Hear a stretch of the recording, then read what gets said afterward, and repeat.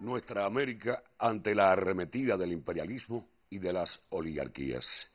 Declaración del Ministerio de Relaciones Exteriores.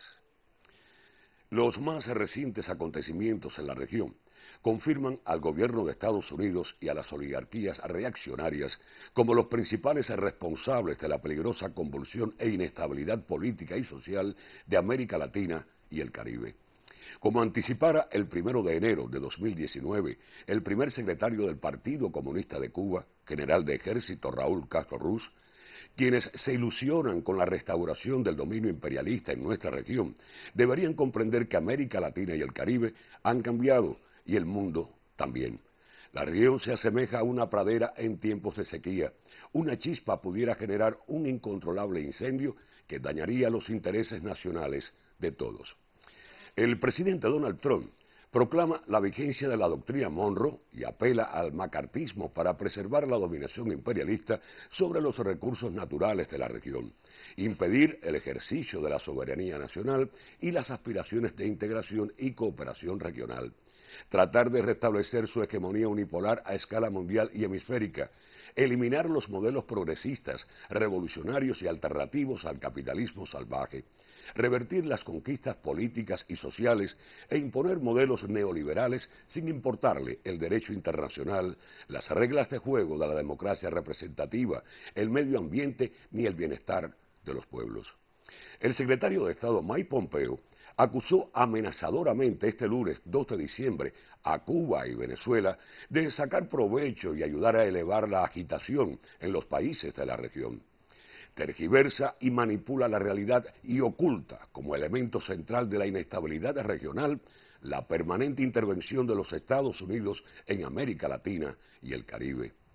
Las legítimas protestas y las masivas movilizaciones populares que se registran en el continente, en particular en el Estado plurinacional de Bolivia, Chile, Colombia, Ecuador y Brasil, son causadas por la pobreza y la creciente desigualdad en la distribución de la riqueza. La certeza de que las fórmulas neoliberales agravan la excluyente e insostenible situación de vulnerabilidad social, la ausencia o precariedad de los servicios de salud, educación y seguridad social, los abusos contra la dignidad humana, el desempleo y la restricción a los derechos laborales, la privatización, encarecimiento y cancelación de servicios públicos y el incremento de la inseguridad ciudadana. Ellas revelan la crisis de los sistemas políticos, la falta de democracia verdadera, el descrédito de los partidos conservadores tradicionales, la protesta contra la corrupción histórica típica de las dictaduras militares y los gobiernos de derecha, el escaso apoyo popular a las autoridades oficiales, la desconfianza en las instituciones y en el sistema de justicia. Protestan igualmente contra la represión policial brutal, la militarización de esta con el pretexto de proteger infraestructuras críticas, la exención de responsabilidad penal a los represores, el empleo de armas de guerra y antimotines que provocan muertes, lesiones graves, incluidos cientos de jóvenes con irreversibles lesiones oculares por el uso de balines.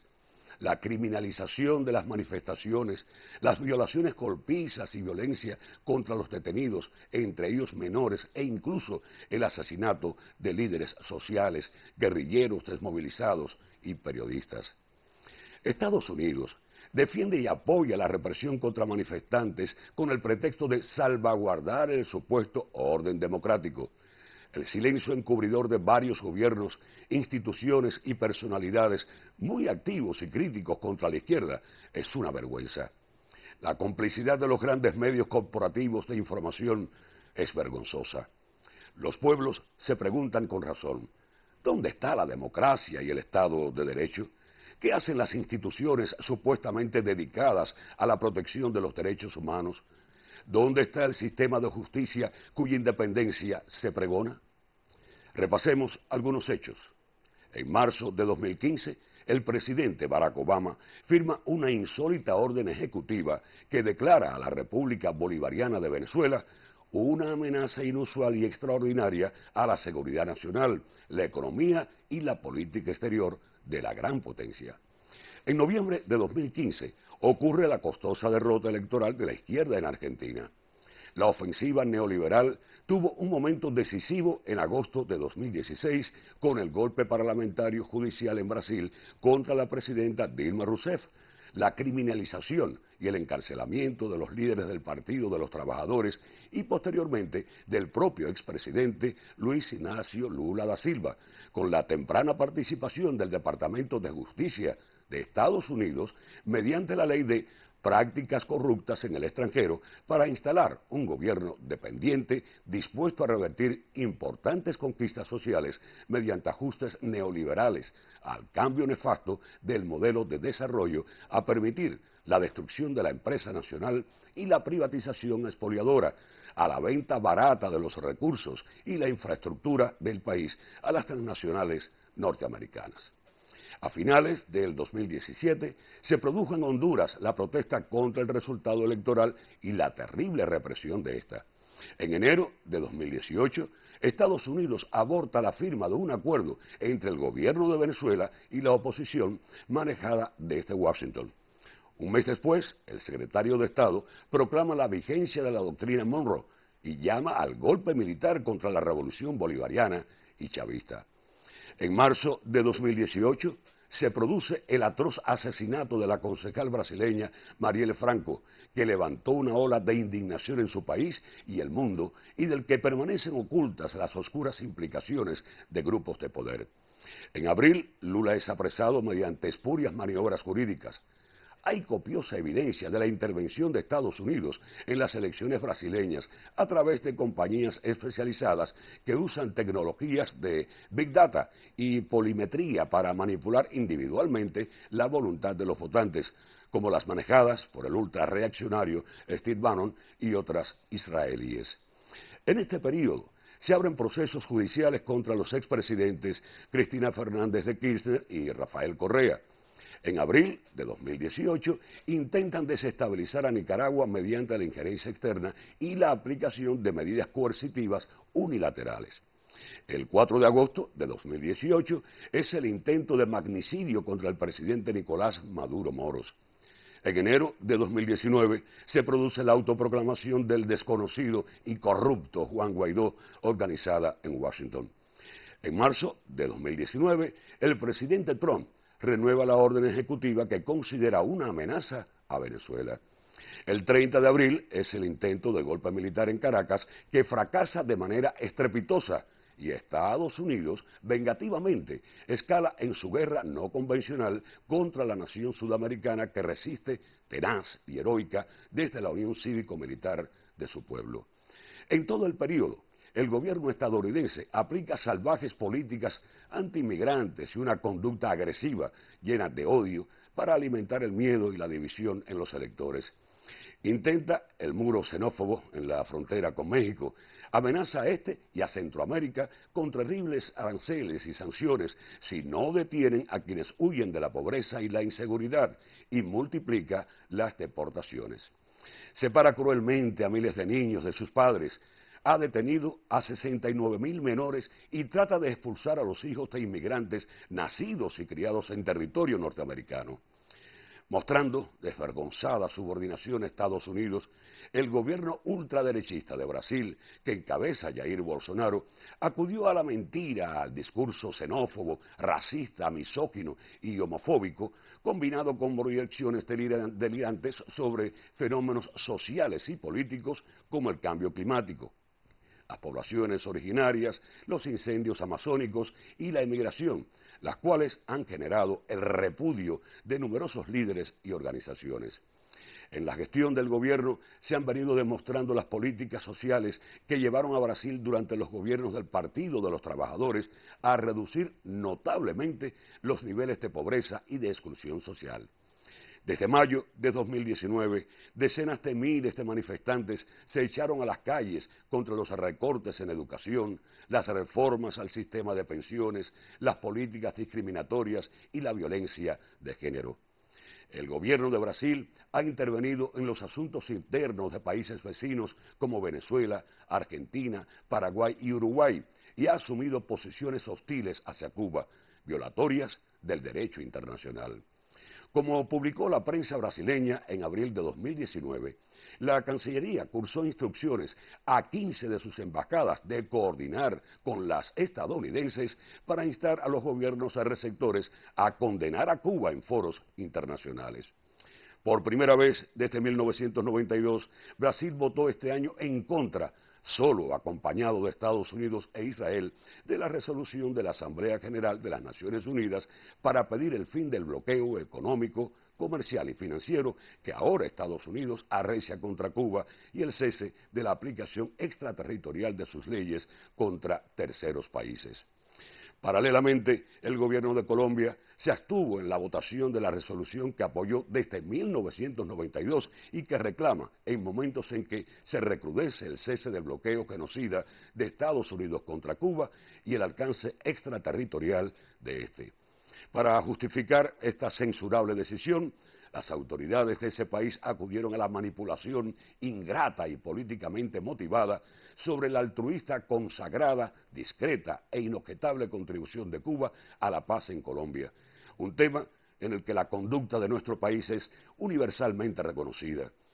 Es conocido el amplio y crítico debate que este hecho generó en esa nación, a la que pese a todo seguiremos acompañando en sus esfuerzos para alcanzar la paz.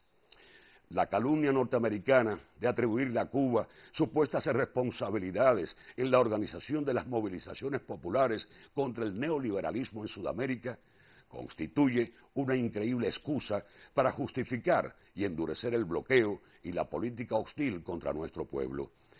Igual resulta inútil para esconder el fracaso del sistema capitalista, proteger gobiernos tambaleantes y represivos, ocultar golpes parlamentarios, judiciales, policiales y agitar el fantasma del socialismo para amedrentar a los pueblos. Con ello, pretende también justificar la represión y la criminalización de la protesta social. La única responsabilidad de Cuba es aquella que emana del ejemplo que ha brindado su heroico pueblo en la defensa de su soberanía, en la resistencia ante las más brutales y sistemáticas agresiones, en la práctica invariable de la solidaridad y la cooperación con las naciones hermanas de América Latina y el Caribe.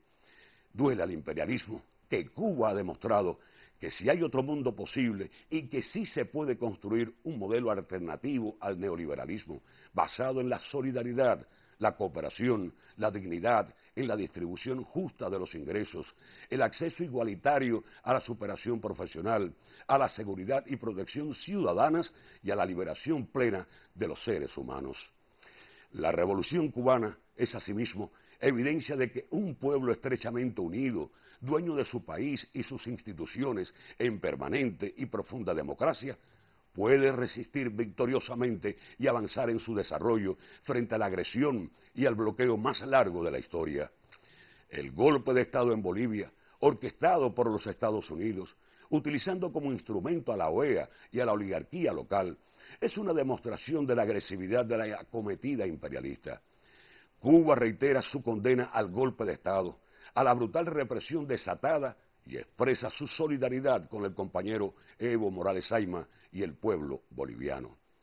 Mientras el gobierno de Estados Unidos continúa su guerra no convencional para intentar derrocar al gobierno legítimamente constituido del presidente Nicolás Maduro Moros e invoca el Tratado Interamericano de Asistencia Recíproca, TIAR, Cuba ratifica la voluntad inquebrantable de mantener la cooperación con el gobierno y el pueblo venezolanos. Al gobierno y pueblos sandinistas de Nicaragua, liderados por el presidente Daniel Ortega, que enfrenta los intentos de desestabilización y medidas coercitivas unilaterales estadounidenses, reiteramos nuestra solidaridad.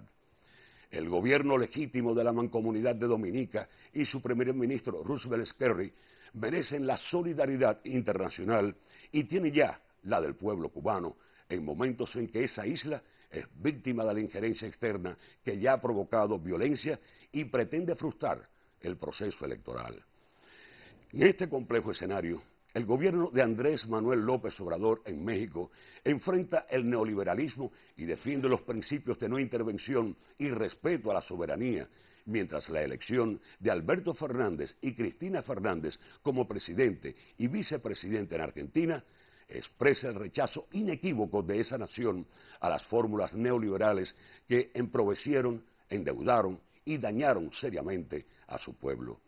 La liberación de Lula es un triunfo de los pueblos y Cuba reitera su llamado a la movilización mundial por el reclamo de su plena libertad, la restitución de su inocencia y de sus derechos políticos. La corrupción que caracteriza el comportamiento del actual gobierno de los Estados Unidos ya es inocultable. Su impacto sobre los pueblos de Latinoamérica y el Caribe tiene un costo en vidas, sufrimiento, inestabilidad y daños económicos. En la dramática coyuntura que atraviesa la región y el mundo, Cuba reafirma los principios de soberanía, no intervención en los asuntos internos de otros estados y el derecho de cada pueblo a elegir y construir libremente su sistema político en un ambiente de paz, estabilidad y justicia, sin amenazas, agresiones ni medidas coercitivas unilaterales, y llama a cumplir los postulados de la proclama de América Latina y el Caribe como zona de paz.